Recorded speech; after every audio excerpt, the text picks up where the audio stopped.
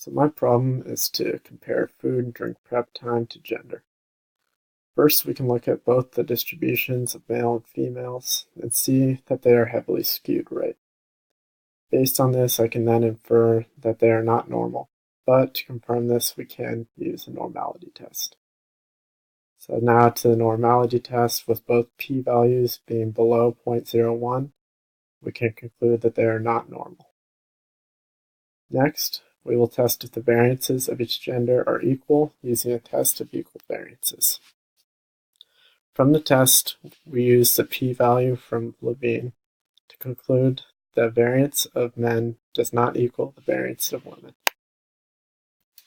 Now, since the variances are not equal, we can just use a standard old t-test. Now, when we do the t-test, it will give us a p-value of less than 0.001.